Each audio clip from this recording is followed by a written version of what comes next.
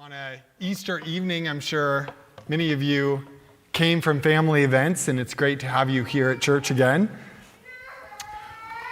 We are back in the book of 1 Peter. We're in chapter 5, 1 Peter chapter 5. And for those of you who maybe remember last time I was here to preach, 3 weeks ago or whatever, we talked about what are three qualities of a good shepherd. And shepherd covers either a pastor, like a paid staff pastor, or an elder, any spiritual leader kind of at that elder level of the church where they're providing spiritual leader. Here at Manchester, we have both pastoral staff as well as non-staff elders who are still functioning in that role in terms of leading the church spiritually. And so we covered what does it look like to be the kind of elder or shepherd that God is calling those leaders to be. I want to reread the passage and then I'll remind you of what we talked about last time and then we'll start today. But just for context, because the passage we're going to cover today is closely related to what we talked about last time.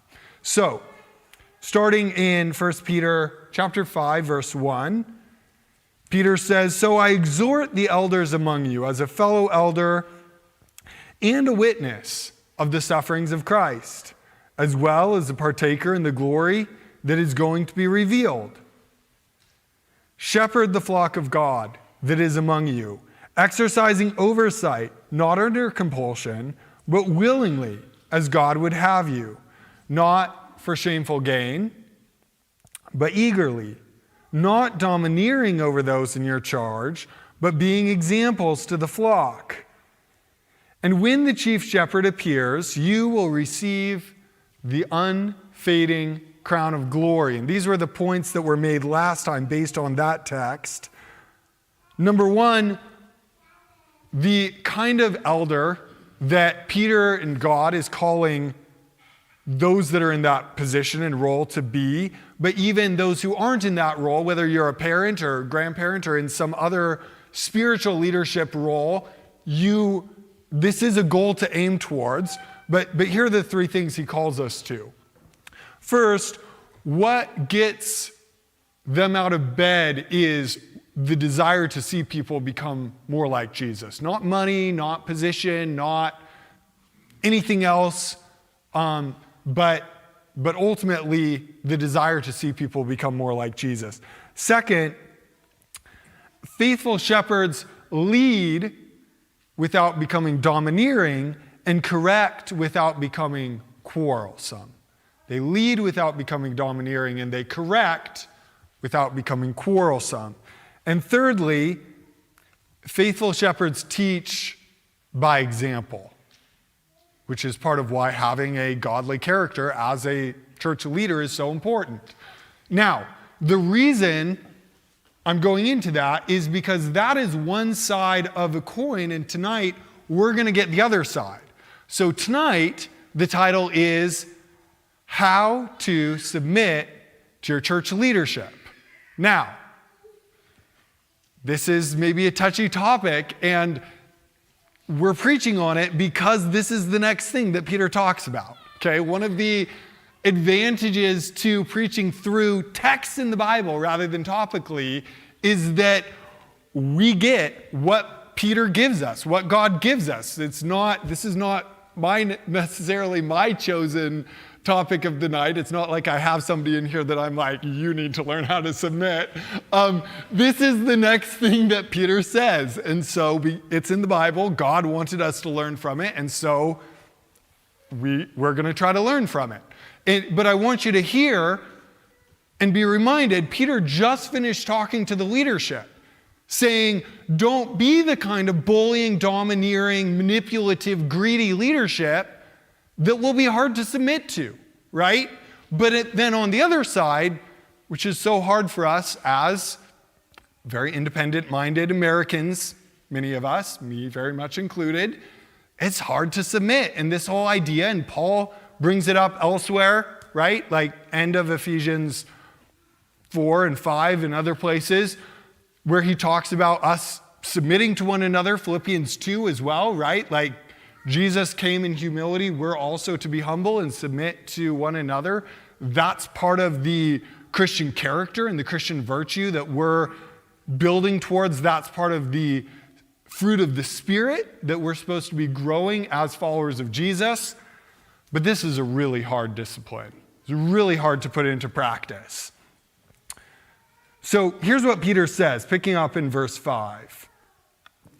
Likewise, you who are younger, and that may be younger in age, certainly, but also even younger in spiritual maturity.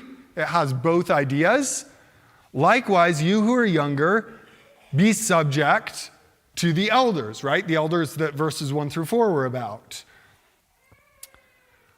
Clothe yourselves, all of you, with humility toward one another. For, and here he quotes, God opposes the proud, but gives grace to the humble. Humble yourselves, therefore, under the mighty hand of God, so that at the proper time he may exalt you, casting all your anxieties on him because he cares for you. So that's our text for tonight. And so there's a few ideas here. First is this idea of be subject to your elders. What does that mean? What does that look like? How do we do that? What are the things that tend to be barriers to submit to leadership? Here's a question I want you to ask on this, just out the gate. Has there been a time where church leadership has asked you to do something that you didn't necessarily want to do? And how did you respond in that situation? Then we get to the other part of the text, which is less focused towards church leadership and more focused at the horizontal level of other Christians, right?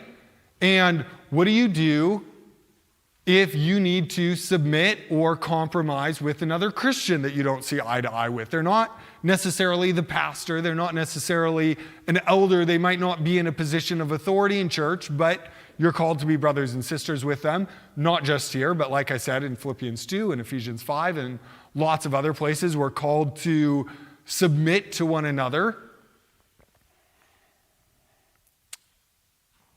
And so again in verse 6, Peter here says, clothe yourselves, all of you, with humility toward one another, for God opposes the proud but gives grace to the humble. So then here's the question that I want you to ask on this. Has there been a situation in your life, and unless you're younger than 10, I can almost guarantee you that there has, or you've never gone to church maybe, where you got offended by another believer. It happens to all of us, okay? How did you respond in that situation? And was your reaction to try to isolate yourself from them or seek reconciliation and forgiveness? And then the last idea here that Peter brings up is, he says, humble yourselves, therefore, under the mighty hand of God, right? So how do we clothe ourselves in humility towards one another at the horizontal level, towards people? Well, we first have to humble ourselves vertically towards God, right? If we're not humble in our relationship towards God, it's going to be impossible for us to humble ourselves in relationship to anybody else, right? If you can't be humble towards somebody who's sovereign and created you and like knows the names of every star in every galaxy in the universe, like, why would you be humble to somebody who is as flawed as you, maybe more so, right? We can humble ourselves to God because God is sovereign. The main barrier that keeps us from being able to be humble in our relationship with God is that we have set something else up on the throne of our life as an idol that we are serving in the place of God. We've set something else up in the place of God as what we worship. And that idol, whatever it is, kids or your job or your position at church or your hobby or cookies after church or who knows, I don't know. What's your idol? That keeps us from being able to be humble towards God. Now, that's at the vertical level. What about at the horizontal level? What keeps us from being able to humble ourselves horizontally, whether towards church leadership or towards non-church leadership? I want to look at James 4, 1 through 7. And I'm going to read it to you, James 4, 1 through 7, because James actually answers this question fairly thoroughly. He hits some of the same points as Peter, but I think it's helpful to hear the way James frames it. Again, James 4, starting in verse 1, he says, "What causes quarrels and what causes fights among you? Is it not this, that your passions are at war within you? You desire and do not have, so you murder." In other words, you've set up an idol in your life that's different than God, and you want to fight to protect that thing, whatever it is. You covet and cannot obtain, so you fight and quarrel. You do not have because you do not ask. Ask of God, in other words. You ask and do not receive because you ask wrongly to spend it on your passions. You adulterous people, do you not know that friendship with the world is enmity with God? Therefore, whoever wishes to be a friend of the world makes himself an enemy of God. Or do you suppose it is to no purpose that the scripture says, he yearns jealously over the Spirit that he's made to dwell in us? But he gives more grace. Therefore it says, and here James quotes the same verse that Peter quotes. Therefore it says, God opposes the proud, but gives grace to the humble. Submit yourselves therefore to God. Resist the devil, and he will flee from you. By the way, that's the next place Peter is going. Resist the devil, right? Devil is like a prowling lion, seeking whom he may devour. That's verse 8. That's where we're going to go next in Peter. So, what are some things that keep us at the horizontal level from submitting either to church leadership or to one another in a church context? I would argue there are a few. There are more than these, but these are some very common ones. First, preoccupation with ourselves, right? We've put ourselves on the throne. And if the agenda doesn't fit whatever we think our needs are, well, we just don't want to do it. It doesn't matter who else it would help. Because our God is us, not the God of the universe. And that's a huge problem. And related to that, of course, is hyperindependence. Hyperindependence, again, kind of idolizing self, says, I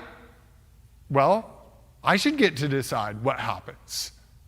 Ain't nobody telling me what to do or what to believe or what to think, right? This is a major barrier to submitting to a pastor or elders in your church or any kind of spiritual leadership, right? Because the minute that leadership says something you don't agree with, even if it's a petty issue, right? If your leadership starts saying Jesus isn't God, please run away, right? Because that's a Bible authority issue.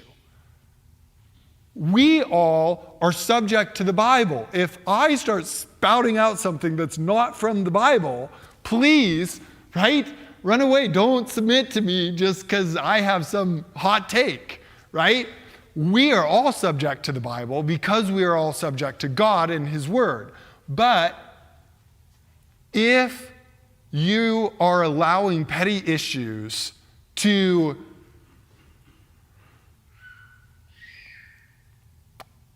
have it be your way or the highway, then that is a sin, and it's because you made yourself an idol, essentially, instead of God. If that is becoming a reason why you're not listening to the pastor or leadership that God has put in authority over you at the church. The third example is, a third barrier, I think, that keeps us from being able to submit to authority is weaponizing theology. And I'll explain what that is in just a minute. We allow ourselves to be controlled by our pride often. And I think that's part of why Peter, at the end of this section, talks about casting all our anxieties on God because He cares for us. I think one way that our pride can talk to us is to say, oh, if you don't do this or that, this bad thing will happen. And so it needs to be your way, or else the world will fall apart. And we get scared, and we rationalize why we cannot work for the good of the broader church and why it has to be our way or the highway. Let me give you an example. And by the way, before I get to the example, the result of that is the result of that kind of rationalization is that you start tuning out what your church leadership says, and ultimately you leave and go to a different church, not because your church leadership wasn't preaching the gospel or they weren't preaching what was true from the Bible, but because you were stuck on your own agenda and not comfortable to be corrected by people that God had legitimately put in authority over you. Here's an example. So when I was working as a pastor at a different church, lead pastor had retired a number of months before, and I was the youth and college pastor. I think I can give enough information here because this is not bad towards this other church, but I think it's a situation that helps illustrate the kind of things that can be at play in church politics. So I was the only staff pastor there at this point, and because our senior pastor had retired, and we had a group of elder deacon type people there, very spiritually mature group who were helping run the church and did a phenomenal job. We were told by the church we'd been renting from, because we didn't own our own building, that they needed to put a third service slot in the time slot that we had. We'd been meeting in an afternoon service. And so we needed to move. So leadership put our heads together. We were trying to figure out, where can we move? We have just a couple of months to figure this out. We found a place that seemed like a decent fit, at least short term. We didn't have a lot of time to pivot and try to find a new location. But this seemed like it was going to work. When we got into it, partially because we had not done, because it had been such a fast transition, there hadn't been a lot of time to do the kind of homework that needed to be done to really look at all the angles and figure out whether this building was going to fit our needs perfectly. I mean, we knew it wasn't going to perfectly but it felt like it was the only option, right? So we moved, we did lots of meetings with the congregation, did a congregational vote, congregation voted to move, we moved. Come to find out that in the area where the youth and children were going to be meeting, all the ceilings had asbestos in them. And for this particular congregation, this was a huge problem. And several people in leadership, as well as several vocal people in the congregation, said, this is not going to work. We do not want our kids to be exposed to asbestos in any way, shape, or form. Like, yes, we get that it's contained inside sheetrock, but what if a ball bumps the wall and some drops out? I mean, it's a problem, right? Like, the problem was nobody in the church that we were renting from, they were a new church plant, didn't have much money, didn't want to spend money on this. They were already spending money on other remodels, and they were having to raise the money because they didn't have a big congregation. So they didn't have money to spend on it. So basically, we came down to, if we want to fix it, either we need to move a second time to a new location, which we looked around to see if we could do as leadership, or we need to spend $50,000 of our own money on somebody else's building to replace this asbestos sheetrock. So you can understand there were some fairly strong differing opinions on this issue, right? Wise, godly, faithful Christians that didn't necessarily agree with each other and had significant concerns on both sides, right? And so leadership and people in leadership had various positions, but we were trying to listen to the congregation and do our best to faithfully work with people and hear everybody's different position. This is why I'm saying, like, this illustration is not a diss on the situation or what happened at all, but more of a example of the complexity of how this works itself out in a real situation, in a real church. My personal position, which I didn't share that much.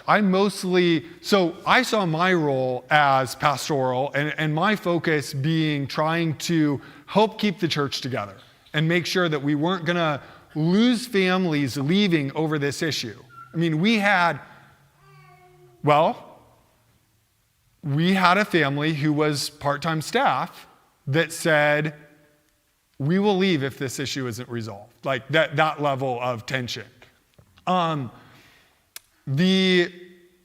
I was trying to just help hear people, make sure like everybody was good with whatever we did moving forward, and saying the main issue is that we care for one another moving forward on this and not let this issue break us apart as a church. And I mean, I felt like spending $50,000 on a building that was not our own was unwise. Let's put it that way. But ultimately, the leadership and the church decided that it was worth spending that money to try to make everybody in the church feel comfortable with the space that we were in, even if we ended up not staying there very long, which, as it turns out, they weren't there for more than another couple years. But at the end of it, we were all able to, we had the vote, differing opinions, but agreed to spend the money, spent the money, the church stayed together, people didn't leave. The result was good in that even though maybe my preference or some other people's preference wasn't ultimately done, I didn't necessarily get my way, but part of what we're called to as followers of Jesus, whether in a leadership role or not in a leadership role, is to love each other enough to be able to not get our way and see the win here is that we as the church are united and proclaiming the gospel. Even if on some of these housekeeping type situations, things may not turn out exactly the way you would want it, for example. So that's maybe a positive example of where instead of just tuning out leadership and saying, well, you aren't doing what I want, so I'm going to leave, people were able to come together and hear each other and see, okay, even though I may not agree on this issue, I'm still going to see, here's what the majority of the church said, here's what the church leadership said after a lot of research and reflection and prayer, and I can submit to that and agree to let this happen, even though maybe it wasn't my preference, ideally. A few things here. Number one, I was struck by this imagery of clothing yourselves with humility. Humility is a choice, right? If you're going to dress yourself, that is a choice. That's an action that you take. If you're clothing yourself with humility, it's a choice. You choose to put on humility rather than putting on bitterness or cynicism or victimization or whatever other attitude that you could clothe yourself with. Secondly, we clothe ourselves with humility, again, because we're relying on God. It's this, first we submit to God, and then we're able to submit to other people because we're recognizing pastor, elders, majority of the congregation, whichever Christian person I happen to be trying to work with relationally, they are also under submission to God. And that helps us be able to submit to one another horizontally. Serving one another and not looking for anything in return, showing patience and forgiveness.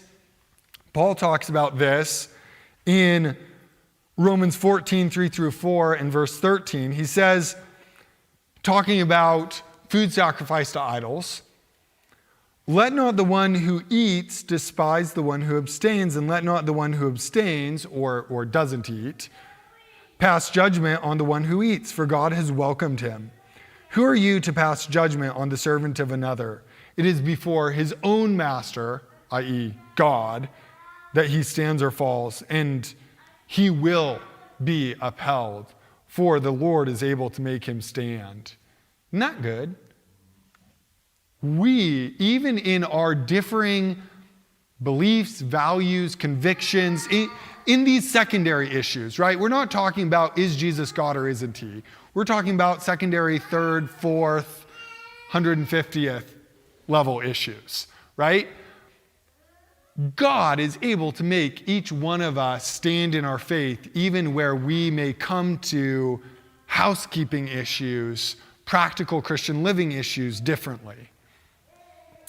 Verse 13, therefore, let us not pass judgment on one another any longer, but rather decide never to put a stumbling block or a hindrance in the way of a brother.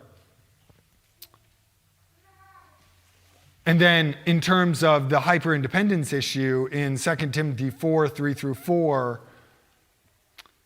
Paul says, for the time is coming when people will not endure sound teaching, but having itching ears, they will accumulate for themselves teachers to suit their own passions, and will turn away from listening to the truth and wander off into myths.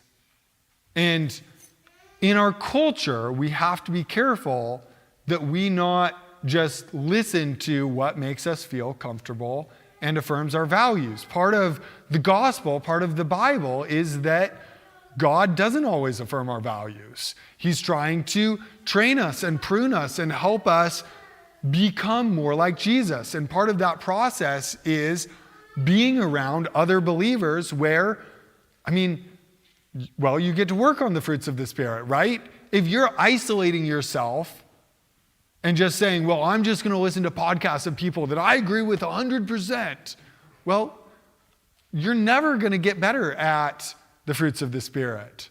Love, peace, kindness, gentleness. All of those require frictional relationships where you are able to practice forgiveness and kindness and all of these things, right?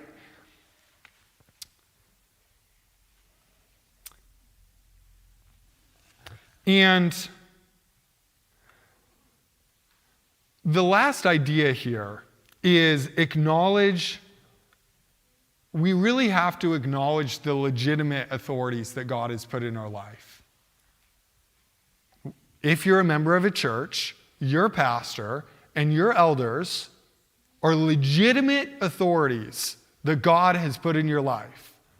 That's part of why you go to a local church and don't just church hop and kind of go to whichever church, has the music you want, has the programs you want. We're called to plant ourselves in a community because we get accountability from one another, but also from leadership and legitimate authorities that God has put over us. In Hebrews 13:17, the author of Hebrews says, "Obey your leaders and submit to them, for they are keeping watch over your souls as those who will have to give an account. Let them do this with joy and not with groaning, for that would be of no advantage to you." Well, why does God put us under spiritual authority? First, they help us see our blind spots.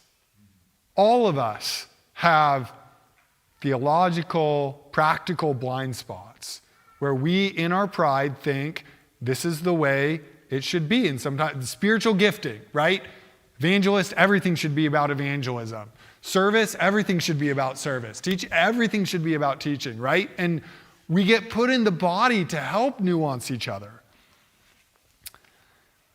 They protect you from weaponizing theology. By weaponizing theology, I mean you use the Bible and theology to rationalize your own opinion, right? Great example of this. Hopefully we're far enough removed that none of you is going to burn down my house over this. But face masks, right, during COVID. On the one hand, people would say, if you're not wearing one, you are not loving people.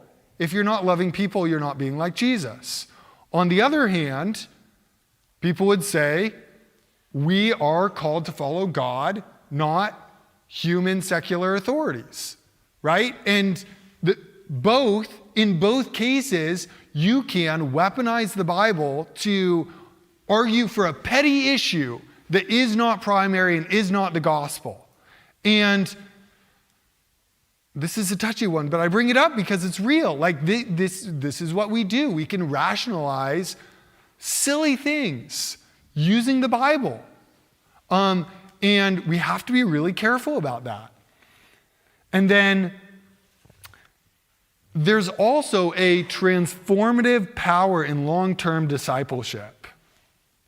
There's a transformative power in long-term discipleship. And you lose that if every time a spiritual authority offers you some correction, which is legitimately what they're supposed to be doing, right? Paul tells Timothy, rebuke, correct, etc., teach. If every time they do that, you run away and go to a different church, that's a problem. I'm going to leave you with two practical things. First, as you're thinking about how do I learn to submit in maybe a particular issue that you're wrestling with, where maybe you don't find yourself fully in alignment with church leadership. First of all, check whether you're seeking your own will or God's will, right? I mean, I had to think about this in the asbestos issue, right? My thought was, this is not a $50,000 problem. We shouldn't be spending that kind of money. Like, think about all the good that money could do with other things like missions or, right? Like, there's so many other things we could spend this on. Buying our own building in a few years. Anyways, I had to remember God's goal. God's goal is so much bigger than money. It is about building people, building his church, which are the people. And he has more money than we could possibly need. And so making money, like sacrificing the church on the altar of money is not right. And if spending that money can mean that the church can be strengthened, great, do it. The last question is, or the last point here is, remember that God is seeking your heart transformation. And part of choosing humility is allowing God to work in your heart to make you the kind of person that is more like Jesus. So even though you may feel like, but God, I'm giving up this important thing. Face masks are itchy or whatever, or, right? Like, I might get sick if I don't. Whatever the issue happens to be, when you humbly submit to someone else's will, again, whether that's leadership or other people in church, you are growing spiritually. As you wrestle with that, wow, I can't be on the throne of my life. It has to be Jesus. Let's pray. Lord Jesus, thank you that you have so much grace for us as we struggle to be humble and we struggle to want to submit. We're so wired to be independent by our culture and to want to do what we want to do. And God, I pray that you would work within each of our hearts to be able to honor the legitimate authority that you put in our lives and to be able to submit in areas where we need to submit for the good of the church, for the good of your people. Help us to not allow ourselves to be on the throne of our life, but rather you. I pray this in Jesus' name. Amen. You are dismissed.